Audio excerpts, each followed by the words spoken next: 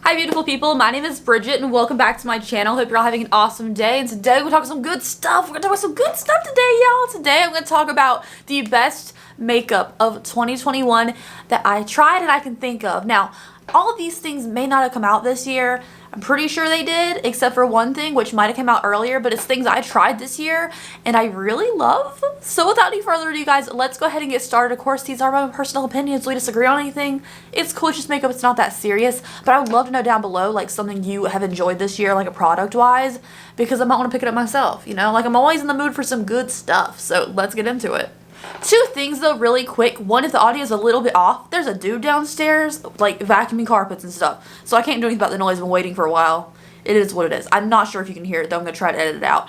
Two, I do have a shop, theopencrypt.com, where I make and sell and build a whole bunch of different things. We have some blankets in stock, as well as candles, wax melts, accessories, earrings, necklaces, bath salts, body scrubs, all kinds of stuff like that. I'll leave a link down below in case you're interested. I'm a one-woman shop doing this all myself, and I'm doing the best I can to keep everything going, so I'd appreciate it.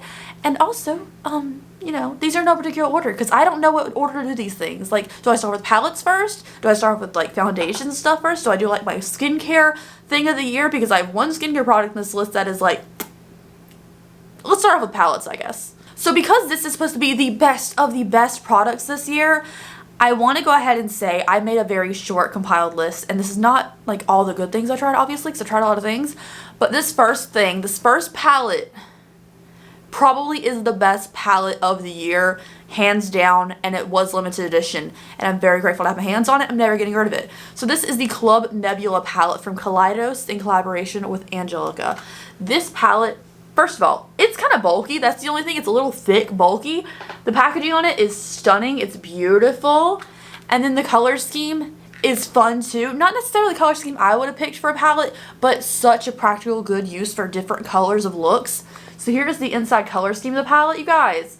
This palette is out of this world good quality. I love Kaleidos' quality to begin with, but this eyeshadow palette in particular has like those rich blues, which all are beautiful. It has a beautiful like pink undertone icy white shade. The red in it's very true red, not pink. I love reds that stay red. The greens in here, like the neutrals in here too. I've used most of the, like most of the times I do a look with this, I use the neutral shades, maybe a little bit of this grayish purple in the neutrals.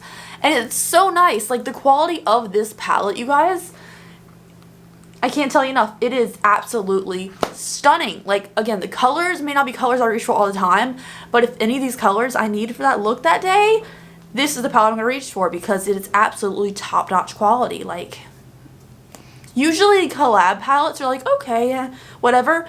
This one is amazing. I do wish it was thinner, though. It's a little bulky, but it is quality, like, can't complain. Alright, so this next palette was not like, oh my god, amazing, or anything. It's a really good quality palette, but this already had an original that I reviewed last year. So, let's talk about it. This is the Lunar Beauty Life's a Drag Facelift palette. This is amazing quality. It's really good, but like I say, I'm not like freaking out over it because we've had this palette before, just now with a couple extra shades and a much slimmer compact packaging. So here is the palette itself. For me, these two shades, Trade and Mug, are my absolute favorite thing in here. They seem like traditional, like signature transition shades. One has a little bit more of a red tone to it, but for me, the quality of these are just like the perfect everyday crease colors. They're so pretty. I love the icy white ones in here. The extended shades are really pretty, and then the one shade in the original Life's a Drag palette, the fishy shade, has been reformulated, so it's not as garbage. No, it wasn't fishy. It was another shade. No, fishy was the blue. It was the one blue above that shade that was really garbage. That was Fix, the Kiki one. I think it was the Kiki one. So the Fix, the garbage shade, it's been reformulated. They added some extra shades in here. And then the staple shades that I love so much are just as good as they were the first time around, but in a much smaller, thinner, compact packaging, which I really like. Some people don't like the faces on this palette. It doesn't bother me, you know, because we know who's behind the brand. And I just think it's so much nicer than the original, because the other one was so big and bulky. It was just a lot. And this one has more shades and it's slimmer, so it's absolutely amazing. Like, it's good stuff, you guys. Good stuff. Next up, my favorite things of 2021. You wouldn't expect to see a dupe palette, you know, but the quality of this is really good. So I am an affiliate. You can use code Porcelain and save money off of it, but it's not an ad or anything. It's just I use this a lot. It is the Shadow Kiss palette from Alter Ego. Last year, my favorites. I'm pretty sure I used the Goddess one as one of my favorite palettes because it's like beautiful Natasha Denona gold dupe, really pretty green, gold, yellow shades in there, neutrals. Love that one. But this year, I used the crap out of this Shadow Kiss palette, which is a dupe for Natasha Denona's Glam palette, but like at a fraction of the cost and stuff, and it still has that nice fancy magnetic packaging. I use this so much. Is it boring? Yes. Do I care? No, because I don't want to be like, oh my god, extra super colorful every single day. That's just not who I am. So this for me is my perfect weekend palette. I use it every weekend and it's just so simple because I don't have to think about my look. I know the quality's going to be good. It's going to be pigmented. It's going to have that nice coverage. The shimmer's really pretty, but not like, you know, hard to use or anything, you know. So this for me was like absolutely like godsend palette this year because I didn't have to think about my looks on the weekends, y'all. It was easy, and it was reliable, and it's affordable. So it's a good one, y'all. Good one. I keep saying y'all a lot today. I feel like I'm very southern today. Anyways, last palette we're gonna talk about today is the Jeffree Star Cosmetics Pricked palette. Now, have I used this a ton? No, but every time I use it, the quality is like, the pigmentation of these mattes is all over the place. It's beautiful. Not a fan of the packaging because it's big, bulky. It's cute like a purse, you know, it's kind of cute. But the packaging is not why it's in my favorites of 2021. It is the quality of the eyeshadows. Like I said, the pigmentation on these are absolutely beautiful. I love the color scheme. I love an orange eyeshadow look, and especially like a little bit of yellow here, and here as well. So here's the palette up close.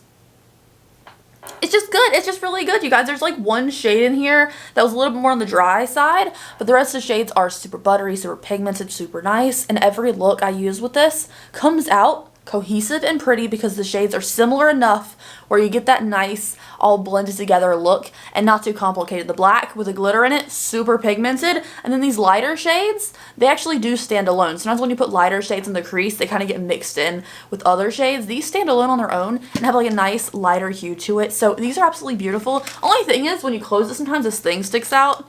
So I gotta open it back up and stick these strings back in. But other than that, it's really good. Like the packaging, meh, could do without, but the quality is fantastic, and I love the looks I come up with this palette, you know?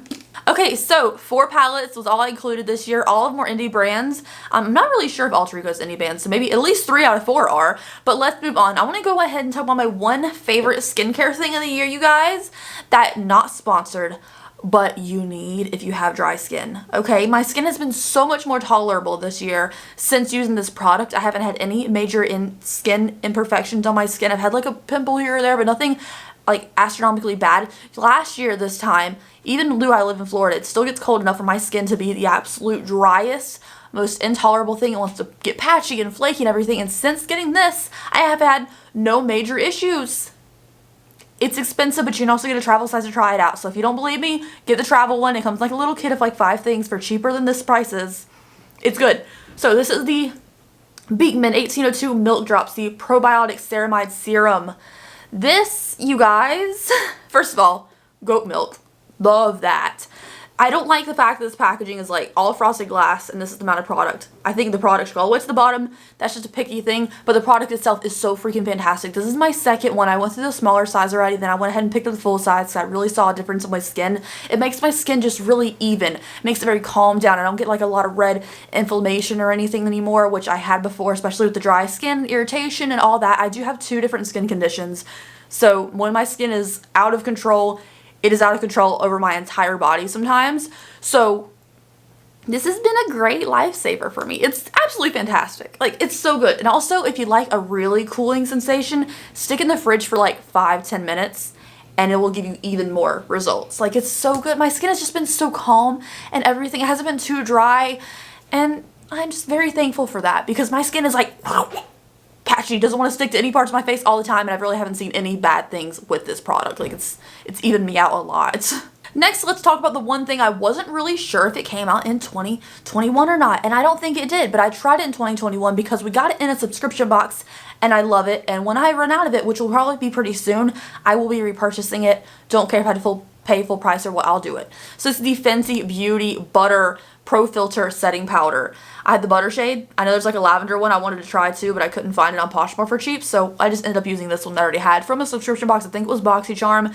This is a beautiful setting powder. It has a scent, not overwhelming because I hate really scented setting powders. For me, it's so light and fluffy. I use it on my face today. Anytime I feel like I want to look cute, even though I don't feel like I look that great today, even anytime I want to look cute or I'm going out of the house, this is the setting powder I use every single time because it is fantastic quality. It sets my face without being too cakey, too dry, too line defining, which I have a lot of issues with, especially on my under eyes. So I do pack on setting powder on my under eyes to make it last all day. Sometimes I get a lot of creasing or a lot of extra powder residue. Not with this one. Get the shade that works for you. I'm in the shade Butter, which I was worried was going to be too yellow.